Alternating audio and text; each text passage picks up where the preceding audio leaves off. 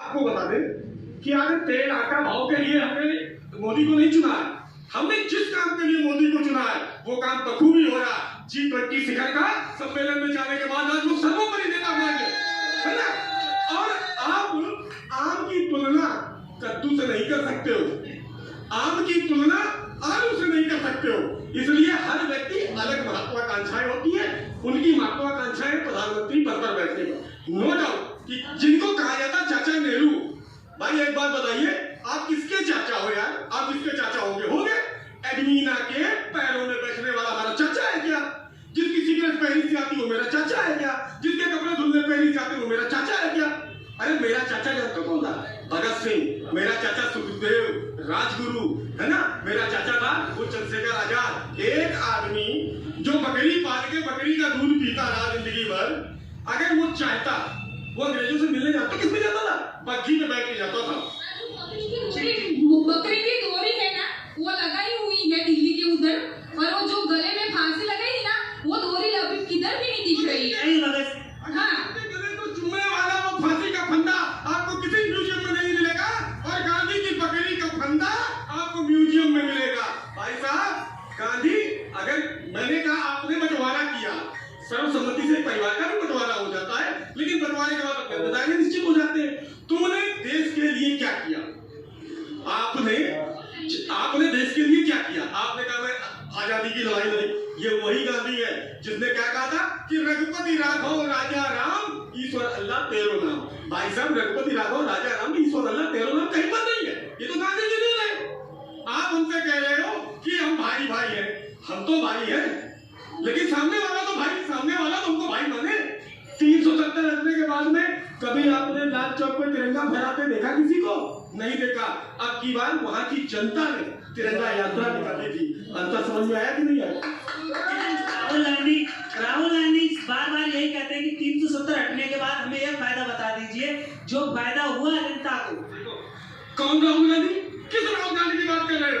जो किलोमीटर और मीटर में अंतर न बता पाए, जो आदमी अगर 12 मिनट से अधिक बोल जाए तो पता ही नहीं चलना क्या बोल रहा है उसको, है ना।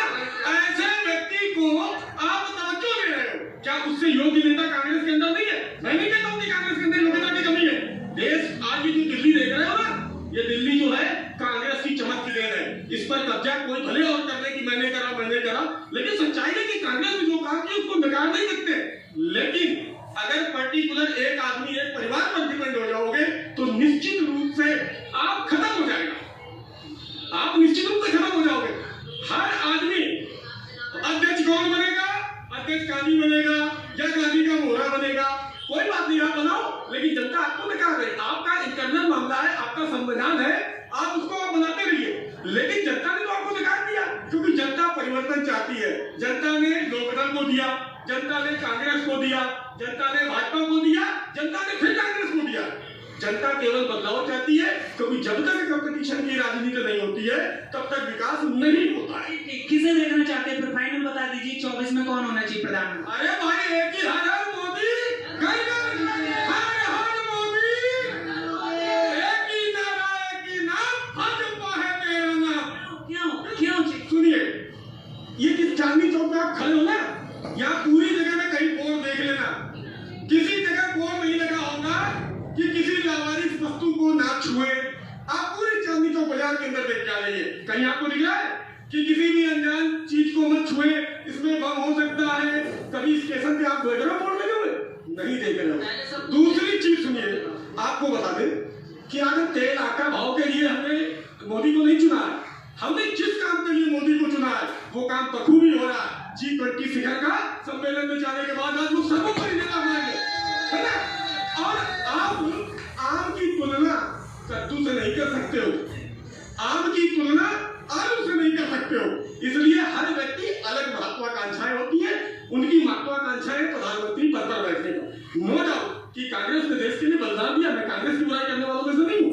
कांग्रेस ने देश को बलिदान दिया, उसकी पीढ़ियां समाप्त हो गई है कांग्रेस की, लेकिन बलिदान जो लोगों और ने दिया था ना, उसको कांग्रेस ने काले कपड़े से ढक दिया था। सावरकर को उन्होंने क्या बताया था?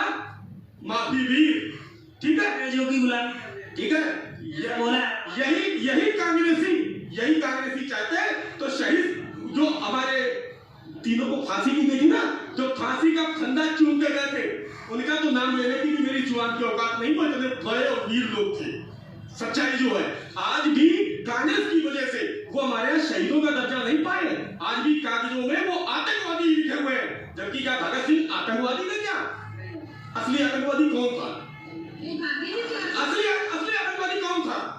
एक आदमी जो बकरी पाल के बकरी का दूध पीता रहा जिंदगी भर, अगर वो चाहता, वो अंग्रेजों से मिलने जाता, किसमें जाता था?